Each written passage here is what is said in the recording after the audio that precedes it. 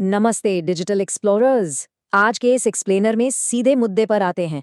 सोचिए, क्या हजारों साल पुरानी कोई कहानी आज की सबसे एडवांस्ड टेक्नोलॉजी को डिकोड कर सकती है?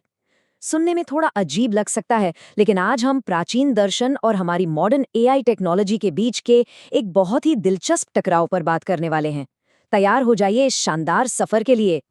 तो सवाल ये है कि क्या सच में एक महान प्राचीन भारतीय पौराणिक कथा आज के आर्टिफिशियल इंटेलिजेंस को समझा सकती है?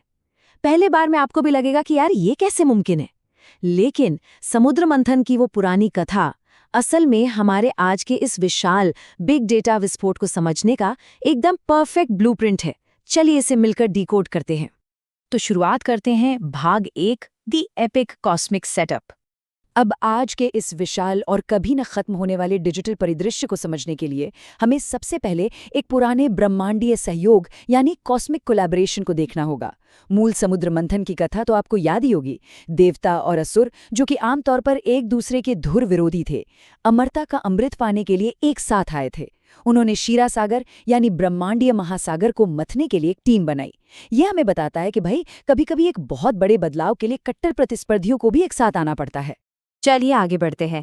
भाग 2, मैपिंग द डिजिटल चर्निंग। ठीक है, अब इसे थोड़ा और गहराई से समझते हैं। हमारे इन प्राचीन प्रतीकों और आज के मॉडर्न एआई इंफ्रास्ट्रक्चर के बीच ना एक सीधा मुकाबला है। एक तरफ हमारे पास वो पौराणिक महासागर, मथानी, रस्सी और देवता असुर हैं, और दूसरी तरफ हमारे पास big data, super computers, algorithm और अलग-अलग टेक ग्रुप्स हैं। ये बिल्कुल एक 1-to-1 मैपिंग है जो आज के टेक लैंडस्केप को एकदम शीशे की तरह साफ कर देती है। आइए पहले महासागर की बात करते हैं। आज के इस मॉडर्न डेटा मंथन में ये पौराणिक महासागर असल में हमारा बिग डेटा है। जी हाँ, वही असीमित और लगातार बढ़ता हुआ समुद्र। हमारे ऑनलाइन क्लिक्स से लेकर सोशल मीडिया पोस्ट्स और बड़े बड़े साइंटिफिक रिसर्च तक हर दिन जनरेट होने वाला ये विशाल डेटा इसी महासागर का हिस्सा है। सोचिए, आपका हर एक स्वाइप और हर एक सर्च इस महासागर को और गहरा कर रहा है। अब इस अथाह महासागर को मथने के लिए कोई मथानी तो चाहिए ना। तो आज के समय में ये मथानी है हमारे मॉडर्न सुपर कंप्यूटर्स और क्लाउड टेक्नोलॉजी की बेतहाशा प्रोसेसिंग पावर। इसी गजब की ताकत के जरिए इस डेटा रूपी समंदर को मथा जाता है। क्योंकि देखिए, बिना इस विशाल कंप्यूटिंग पावर के डेटा सिर्फ डेटा ही रह जाएगा, वो कभी ज्ञान में नहीं बदल पाएगा। और मथानी को घुमाने के लिए क्या चाहिए? एक मजबूत रस्सी। एआई की दुनिया में हमारे मशीन लर्निंग और डीप लर्निंग के जटिल एल्गोरिदम्स ही वो रस्सी हैं। ये एल्गोरिदम्स बिना थके दिन रात डेटा को प्रोसेस करते रहते हैं। ये वो रस्सियां हैं जो पैटर्न पहचानती हैं और गहराई में छुपे एकदम कमाल के इनसाइट्स को खींचकर सतह पर ले आती हैं। अब आप सोच रहे होंगे कि इसमें देवता और असुर कौन है? तो भाई, वो हैं आज के हमारे भागीदार, बड़े बड़े बिजनेस, साइंटिस्ट, सरकारें और हम जैसे रोजमर्रा के डिजिटल एक्सप्लोरर्स। आज हर कोई इस रस्सी को एक साथ खींच रहा है। सबके लक्ष्य अलग अलग हो सकते हैं, लेकिन हर कोई इस डेटा महासागर से कुछ न कुछ वैल्यूएबल उत्तर तलाशने में लगा है। आगे देखते हैं भाग 3, न्यूट्रलाइजिंग द डिजिटल पॉइजन। अब देखिए, जब भी मंथन होता है ना, तो अमृत से पहले हमेशा एक संकट आता है। जिस तरह कॉस्मिक महासागर को मथने पर सबसे पहले भयंकर हलाहल विष निकला था, ठीक वैसे ही हमारे इस डेटा मंथन से भी कुछ डिजिटल जहर पैदा होता है। ये एआई के वो टॉक्सिक आउटपुट्स हैं जिन्हें हमें बहुत ही समझदारी और सावधानी से मैनेज करना होता है। आज के हलाहल या डिजिटल खतरे बिल्कुल साफ हैं। मिस इन्फॉर्मेशन यानी वो फेक न्यूज़ जो सच्चाई को पूरी तरह धुंधला कर देती है, प्राइवेसी खोने का डर, एल्गोरिदम्स में मौजूद अनचाहे बायस या पूर्वाग्रह, और वो खतरनाक साइबर सिक्योरिटी खतरे। और सच बताऊं तो ये कोई किताबी बातें नहीं हैं, ये वो रोजमर्रा की चुनौतियां हैं जिनका सामना हम और आप हर दिन कर रहे हैं। पुरानी कथा में को भगवान शिव ने विष पीकर सृष्टि को बचा लिया था, लेकिन आज समाज को खुद सक्रिय रूप से आगे आना होगा। हमें मजबूत एआई एथिक्स के नियम बनाने होंगे, सख्त डेटा गवर्नेंस लागू करनी होगी और सिस्टम में मौजूद पूर्वाग्रहों को ठीक करके इस विष को बेअसर करना होगा। क्योंकि जब तक इस जहर को खत्म नहीं किया जाता, तब तक असली और सुरक्षित ज्ञान तक पहुंचना नामुमकिन है।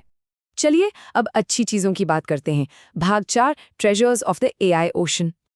जैसे ही इस डिजिटल विष का प्रबंध होता है, रुख एकदम बदल जाता है। तब सामने आते हैं एआई के वो शानदार रत्न। जरा सोचिए, हेल्थ सेक्टर में किसी गंभीर बीमारी की पहले से ही सटीक पहचान हो जाना, जिससे लाखों जानें बच सकती हैं। विज्ञान में क्लाइमेट चेंज से लड़ने की नई तकनीकें खोजना, या फिर हमारे लाइफस्टाइल में एकदम पर्सनलाइज्ड अनुभव मिलना।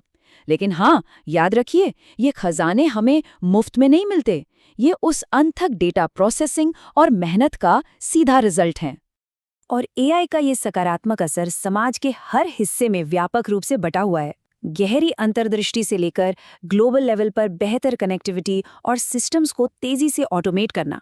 और इसका मतलब ये नहीं है कि इंसान की जरूरत खत्म हो जाएगी, बल्कि ये हमारी इंसानी रचनात्मकता को मुक्त कर रहा है और दुनिया भर के लोगों को बिल्कुल नए तरीकों से आपस में जोड़ रहा है। और अब हम पहुंचते हैं अपने अंतिम पड़ाव पर, भाग 5, the nectar of digital wisdom. इतने सारे डेटा, एल्गोरिदम्स और इस पूरे मंथन के बाद हमारा अल्टीमेट गोल है अमृत। हमारे इस एआई युग में डिजिटल अमृत का मतलब कोई अमर हो जाना नहीं है, बल्कि डिजिटल विजडम यानी डिजिटल बुद्धिमत्ता प्राप्त करना है।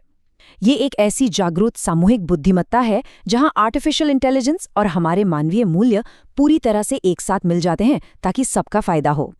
तो सबसे अहम बात यह है कि जब मानवीय चेतना और एआई का सही तालमेल होता है, तो ये डिजिटल अमृत असल में कैसा दिखता है?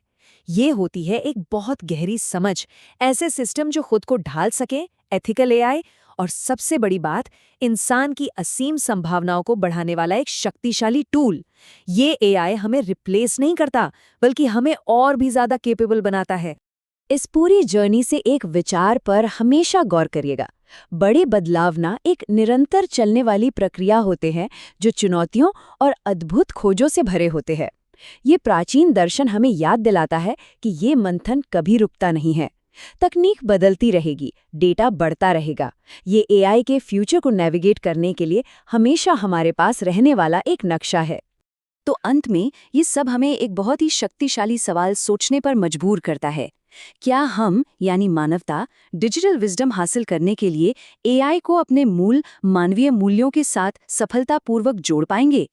इस आर्टिफिशियल इंटेलिजेंस के युग में समाज की सबसे बड़ी और सामूहिक जिम्मेदारी शायद यही है। इस एक्सप्लेनर को संभव बनाने के लिए हमारे स्पॉन्सर श्री गणपत व्यास जी का बहुत बहुत धन्यवाद। विज्ञान, दर्शन और जीवन की इस अद्भुत खोज यात्रा को और गहराई से जानने के लिए lifedevote.com पर जरूर जाएं। और हाँ, ऐसी ही और भी शानदार प्रस्तुतियों के लिए चैनल को सब्सक्राइब करना बिल्कुल न भूलें। ज्ञान की इस रोमांचक यात्रा में हमारे साथ बने रहने के लिए आपका बहुत बहुत धन्यवाद। मिलते हैं अगले एक्सप्लेनर में।